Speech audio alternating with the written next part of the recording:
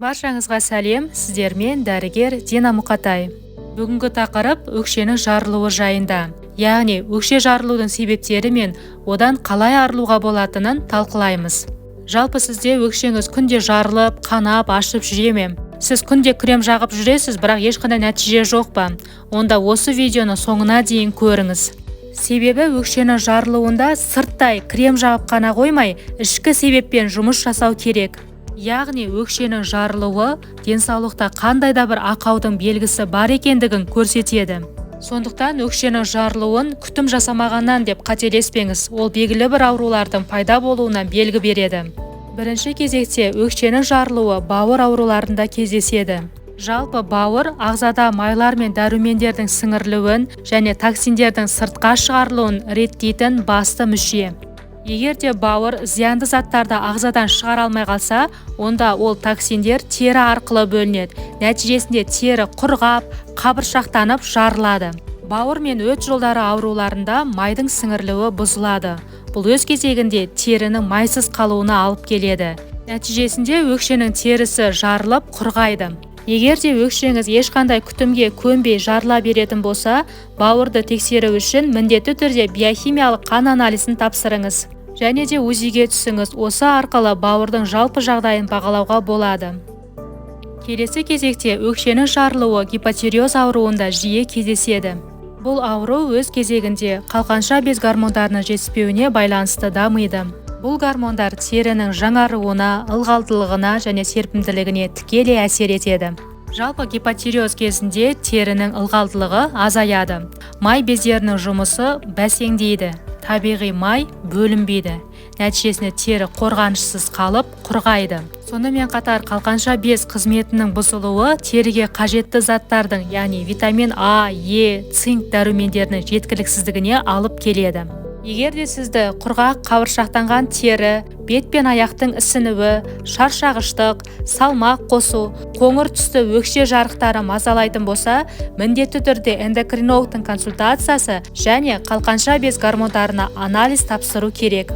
Келесі кезекте омега-3 май қышқылдарының жеткіліксіздігі, яғни олардың жетіспеушілігі терінің кебуіне, өкшенің жарылуына тікелей әсер етеді. Жалпылама айтқанда омега-3 терінің ылғалдылығына және серпімділігіне жауап береді. Омега-3 аз болған кезде терінің табиғи майлылығы азаяды. Сондықтан жарылып құрғап тұрған өкше терісін жұмсарту үшін тек крем жағып қана қоймай, омега-3 май қышқылдарына бай өнімдерді тұтыну қажет.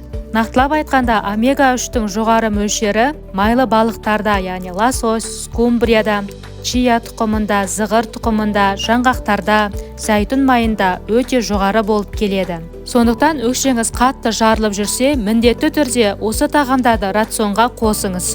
Келесі кезекте өкшенің жарылуы гастрит ауруында кездеседі. Жалпы гастрит деп асқазанның шырышты қабатының қабынуын айтады. Осы асқазан қабынып тұрған кезде қоректі заттар ағзаға дұрыс сіңбейді. Нәтижесінде теріге қажетті витаминдер жетіспей, өкше жарылатын болады.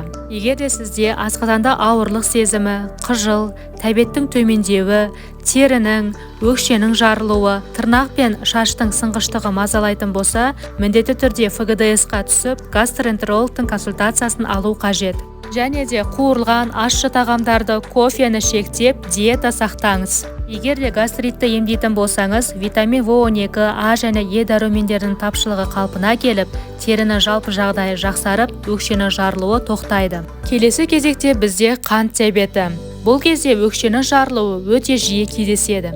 Себебі қандағы қант деңгейі жоғары болғанда ағза сұйықтықты көп жоғалтады.